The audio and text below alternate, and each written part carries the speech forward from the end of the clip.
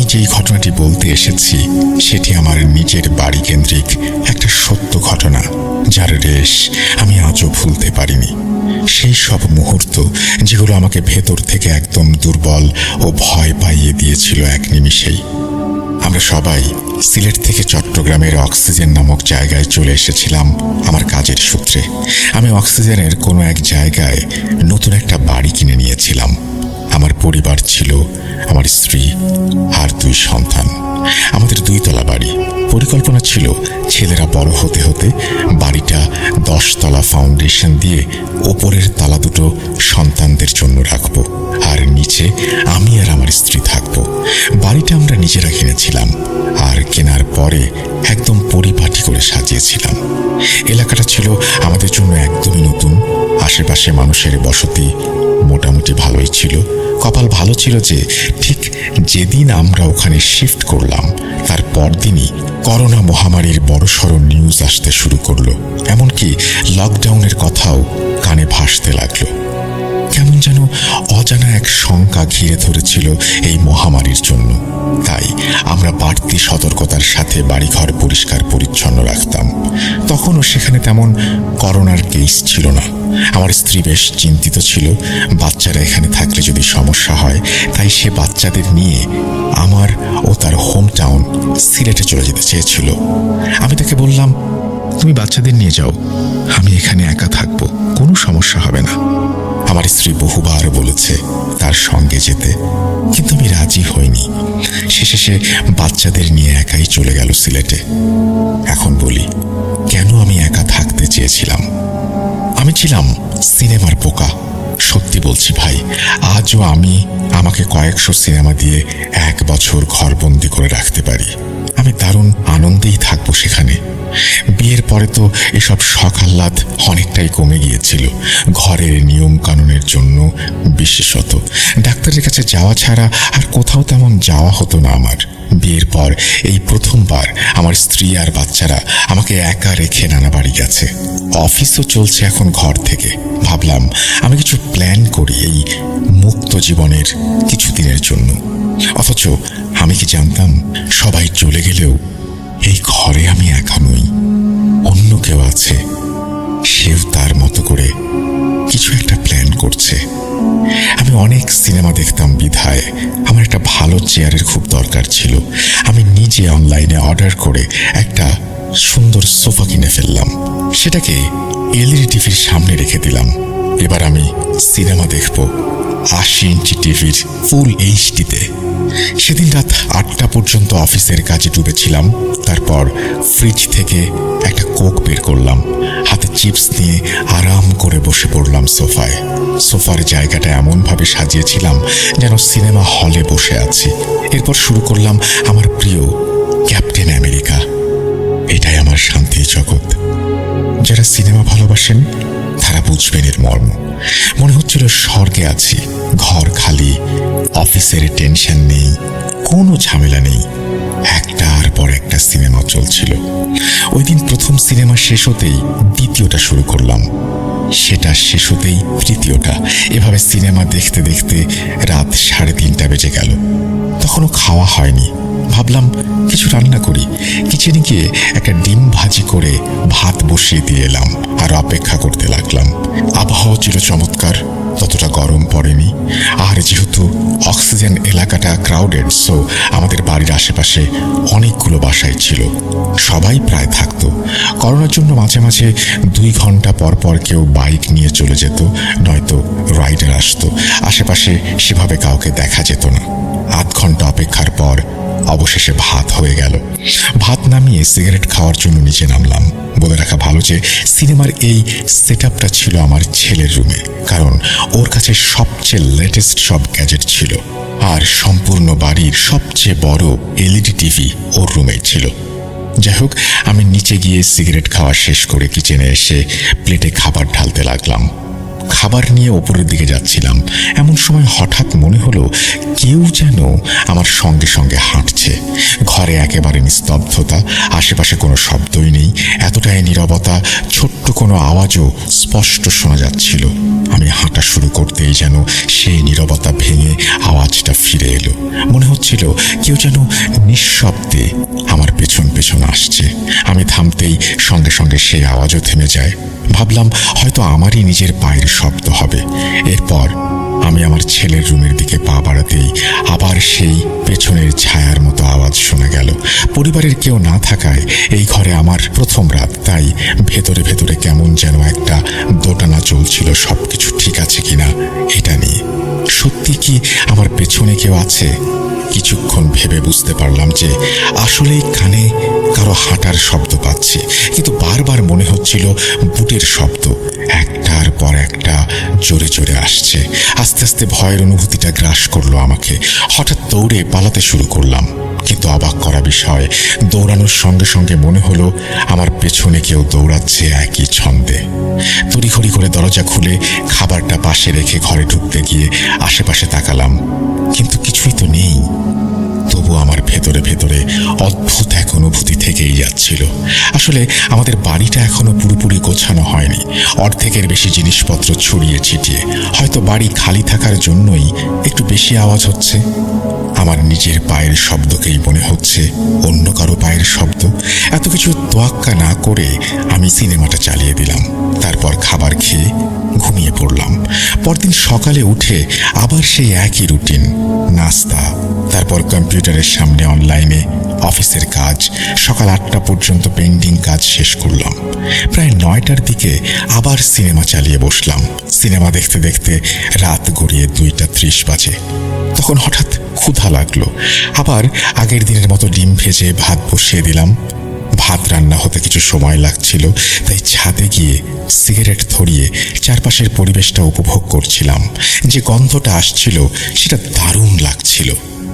এদিক ওদিক তাকাতে হঠাৎ চোখ গেল নিচে মেইন গেটের সামনে ফাঁকা জায়গাটার ওপরে।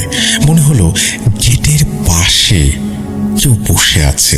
মনে হচ্ছিল যেন একটা মেয়ে বসে আছে। আমার কাছে পরিস্থিতিটা খুব ভয়ানক লাগতে শুরু করলো। আমার বাসার গেটের ভেতরে একটা মেয়ে চুপচাপ বসে আছে, আর সবচেয়ে ভয়ানক ব্যাপার, সে নিচ থেকে আমাদের দিকে তাকিয়ে আছে। ভয় আমার হাত থেকে সিগারেট পড়ে গেল। বুঝে উঠতে পারছিলাম না কি করব। ঠিক তখনই বাসার পাশের দোকানের লোকটা দুধ আর ডিম নিয়ে হাজির হলো। আমি নিচে চাবি ছুড়ে দিয়ে বললাম, ভেতরে ঢোকো। এরপর তাকে ডেকে নিয়ে আসলাম। আমার অবস্থা তখন একেবারেই নাজেহাল। নিচের আমার সাহসী হচ্ছিল না। কয়েক সেকেন্ডের মধ্যে লোকটা উপরে উঠে এলো। আমি তাকে হাতে টাকা দিয়ে জিজ্ঞেস করলাম, ভাই, উপরে আসার সময় আপনার চোখে কোনো মেয়ে পড়েছে? উনি সিগারেট খেতে খেতে বললেন, না তো ভাইজান, আপনাকে ছাড়া এই ঘরে তো আর কাউকে দেখি নাই। আমি আবার ছাদে গিয়ে নিচে তাকালাম, কেউ নেই। মন শান্ত করার জন্য ভাবলাম বাইরে থেকে কেউ ঢুকেছিল।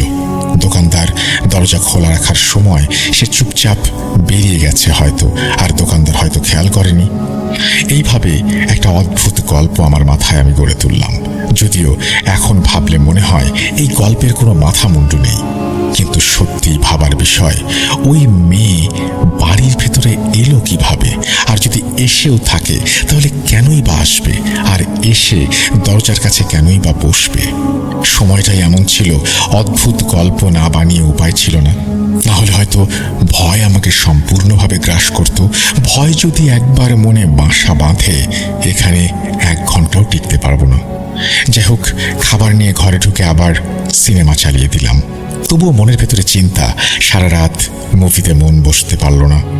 একটা মেয়ের মুখ বারবার মাথায় ঘুরছিল। মনে হচ্ছিল সে যেন জিজ্ঞেস করছে কোনো একটা প্রশ্ন।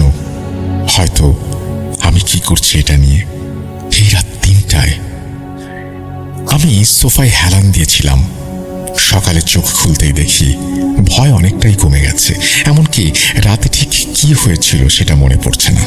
তারপর রাতে অফিস থেকে একটু ফাঁকা সময় পেয়ে সিগারেট খেতে বাইরে গিয়েছিলাম। তখনই আগের রাতের ঘটনাগুলো আবার মাথায় আসতে শুরু করলো, আর ভয়ও আস্তে আস্তে ফিরে এলো। ভাবলাম এখনই একটা সিনেমা চালু করি, তাহলে এই ভাবনাগুলো নিজে থেকেই চলে যাবে আর মনটাও হালকা হয়ে যাবে। ঠিক সেটাই হলো। সিনেমায় এতটাই ডুবে গেলাম যে 3 ঘন্টা কেটে গেল। রাত বাজলো 12টা। ঠিক তখনই সিনেমা শেষ হলো আর আমি ভাবলাম পরের সিনেমাটা শুরু করি। মনে হচ্ছিল ইলেকট্রিসিটি চলে গেছে। ইউপিএস বা জেনারেটর লাগাইনি, কারণ শুনেছিলাম এখানে প্রায়ই লোডশেডিং হয়। তখনই মনে পড়ল ব্রোকার কিছু একটা বলেছিল। মোবাইলটা হাতে নিয়ে ভাবলাম টর্চটা জ্বালাই, কিন্তু চার্জ নেই। তাই নিজে থেকেই বন্ধ হয়ে গেল। নিজেকে বুঝ দিলাম আরাম করে সোফায় বসে থাক, 10-15 মিনিটের মধ্যে ইলেকট্রিসিটি ঠিকই চলে আসবে। কিন্তু মাত্র 5 মিনিটও যায়নি, এমন সময় শুনলাম কেউ সিঁড়ি বেয়ে ওপরে উঠছে। একটার পর একটা সিঁড়ি পেরিয়ে ওপরের ফ্ল্যাটে এসে পৌঁছচ্ছে। ভাই, কল্পনাও করতে পারবেন না, হয়তো এখন কেউ ঠিক বুঝতেও পারবেন না যে আমার ঠিক কি অবস্থা গেছে।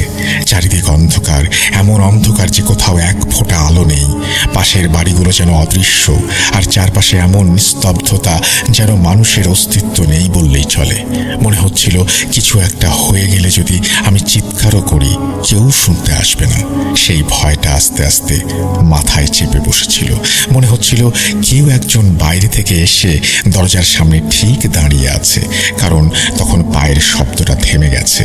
পরের মুহূর্তে যেটা হলো সেটা আমার শরীর কাঁপিয়ে দিল, কারণ স্পষ্ট শুনতে পেলাম কোনো এক নারী দরজার কাছে দাঁড়িয়ে আমার নাম ধরে ডাকছে। তারপর টুপটাপ শব্দ, আর সঙ্গে সঙ্গে কেউ দরজায় টোকা দিতে লাগলো। ভয়ে আমার হার্ট অ্যাটাক হচ্ছিল। পরে প্রায় অচেতন হয়ে যাচ্ছিলাম। ঠিক তখনই ইলেকট্রিসিটি চলে এলো। একটু সাহস ফিরে পেলাম। ভয়ে ভয়ে দরজাটা খুললাম, কিন্তু বাইরে কেউ নেই। বুঝলাম যা হওয়ার সেটা ঘরের মধ্যেই হয়েছে। সিগারেট হাতে নিয়ে ভাবলাম বাইরে গিয়ে একটু হাঁটি, তাহলে ভয়টা কিছুটা কমবে। সিগারেট নিয়ে সিঁড়ির দিকে গেলাম। পেছন পেছন যাচ্ছিলাম। দরজার কাছে গিয়ে বাইরের রাস্তায় বের হলাম। সারাটা রাত সিগারেট খেতে খেতে হাঁটলাম। ভোরের আলো ফুটতেই একটু সাহস ফিরে পেলাম, আর ফিরে এসে ঘুমিয়ে পড়লাম। দিন তখন দুপুর 12টা। কাল রাতের কথা ভেবে চোখে পানি চলে এসেছিল। বুঝতে পারছিলাম না কোথায় যাব আর কোথায় গিয়ে রাতে থাকবো। সমস্যা ছিল বউয়ের সামনে তো সবসময় বড় বড় কথা বলি, যদিও ও মজা করে বলতো তুমি আমার সঙ্গে চলো, একা একা বাসায় ভয় লাগবে। কিন্তু প্রতিবারই আমি বাহাদুরি দেখিয়েছি। গল্প শুনিয়ে ওকে নিশ্চিত করেছি। ও চুপচাপ চলে গেছে। আর এখন বউকে সব বলতেই লজ্জা লাগছিল। এই দ্বিধাদ্বন্দ্বেই ভুগছিলাম। লজ্জা ছিল, আবার যদি শ্বশুর বাড়ি যেতাম সেটাও একটা সমস্যা। না জানি ওরা কি ভাবে। ওয়েদারটা গরম ছিল, ওখানে ভালোই গরম পড়েছিল। এরপর আমার সঙ্গে এমন একটা ঘটনা ঘটল যেটার পর আমি আর কিছু ভাবিনি। রাতারাতি নিজের ঘরকে সিনেমার সেট বানিয়ে ফেললাম। আপনারা প্লিজ মন দিয়ে শুনুন। সেদিন রাত মোবাইলটা ফুল চার্জ দিয়ে রেখেছিলাম, যেন লোডশেডিং হলেও আমাকে অন্ধকারে ভুগতে না হয়। আগে ভাগে খাবার অর্ডার দিয়ে রেখেছিলাম যেন রাতে বের হতে না হয়। রাত 9টার মধ্যে একটা সিনেমাও চালিয়ে দিয়েছিলাম, কিন্তু ভেতরে ভেতরে মনে হচ্ছিল আজ বড় একটা কিছু ঘটবে। সিনেমা শুরু হতে আমি এমনভাবে সোফায় আটকে গেলাম যেন চারপাশের সবকিছু একেবারে হারিয়ে গেল। হঠাৎ আমার এলইডি টিভি বন্ধ হয়ে গেল। তখন সিনেমাটা মাত্র 2 ঘন্টা পার করেছি, 1 ঘন্টা তখনও বাকি। আমি এলসিডির দিকে তাকিয়েছিলাম, ভাবছিলাম হঠাৎ কি হলো। তাকিয়ে থাকতে থাকতে নিজের প্রতিবিম্ব দেখতে পেলাম। আমি সোফায় বসে এলসিডি বন্ধ হওয়ার কারণ খুঁজছিলাম। ঠিক তখনই দেখলাম ওই প্রতিবিম্বে কেউ যেন আমার সোফার পেছনে আসছে। এরপর আমি সেই সোফায় এসে সোফার পেছনে দাঁড়িয়ে পড়লাম। তার উপস্থিতি টের পেয়ে আমার নিঃশ্বাস বন্ধ হয়ে আসছিল। সব কিছু দেখছিলাম, কিন্তু সাহস হচ্ছিল না পেছনে ঘুরে দেখার। এলসিডির দিকে তাকিয়ে ভাবছিলাম কে দাঁড়িয়ে আছে আমার পেছনে। সে একজন মহিলা, যাকে গেটের সামনে বসে থাকতে দেখেছিলাম। তিনি সোফার পেছনে দাঁড়িয়ে আমার দিকে তাকিয়েছিলেন। কয়েক সেকেন্ডের জন্য আমি যেন অচেতন হয়ে পড়েছিলাম, আর কোনো সংশয় থাকলো না। সে যেন আমার দিকে তাকিয়ে সতর্ক বার্তা দিচ্ছিল, এখান থেকে চলে যাও। আমি বাড়ি লক করে দিলাম। আর কিছু ভাবতে পারিনি। এক প্রকার পাগলের মতো দৌড়ে ঘর থেকে বেরিয়ে গেলাম। পথে ছিনতাইয়ের ভয় ছিল, তবু অনেক কষ্টে আমি বাস স্ট্যান্ডে চলে গেলাম। রাতে বাসে যখন বসলাম তখন অবসাদে আমার ঘুম চলে এলো। আমি স্বপ্নে দেখলাম যে সেই নারীর অবয়বের মুখে রক্ত। আমার ছেলেরা মেঝেতে নিথর হয়ে পড়ে আছে, ওদের গলা কাটা। আমার স্ত্রী, তার কোটরে চোখ নেই। নারী অবয়বটা আমার কাছে এসে আমার গলায় ধারালো ছুরির মতো নখ বসিয়ে দিল। বাঁচতে চাইলে চলে যাও, এটা আমাদের বাড়ি। ঘুম ভাঙতেই দেখলাম চলে এসেছি সিলেটে। সব কষ্টের পথ পেরিয়ে যখন সিলেটে পৌঁছালাম তখন মনে এক ধরনের স্বস্তি এলো। সকাল সকাল পরিচিত হুজুরকে কল দিয়ে সবকিছু জানালাম। উনি বললেন, শাহজাহান ভাই, এই বাড়িতে জিনের বাস আছে, এখানে থাকা ঠিক হবে না, জলদি চলে যান। আমি বাড়ির পুরাতন মালিককেও কল করলাম। উনি আমার কথা শুনে আমার কাছে ক্ষমা চাইলেন আর বললেন ওই বাড়িতে ওনার বড় মেয়ে নাকি সুইসাইড করেছিল। আমি পুরাতন মালিককে আর কিছু বললাম না। শত হলে বেচারার মেয়ে মারা গেছে। তিনি আরো বলেছিলেন ওনার বড় মেয়ে নাকি কালো জাদুর প্র্যাকটিস করতো বাড়িতে। এরপর শ্বশুর বাড়ি গিয়ে বউকে সব খুলে বললাম। সে বলল, এই বাড়িটা দ্রুত বিক্রি করে দাও, এত খারাপ পরিস্থিতিতে বাচ্চাদের নিয়ে ওই বাড়িতে থাকা নিরাপদ না। ব্রোকার ছিল আমার বন্ধু, তাকে বললাম বাড়িটা বিক্রি করতে। সে আমার বাড়িটা জলদি বিক্রি করিয়ে দিল। আর এরপর কোভিডের পরিস্থিতি একটু স্বাভাবিক হতেই আমি নিউ মার্কেট এলাকায় একটা বাসা নিলাম। এবার আমার বাসার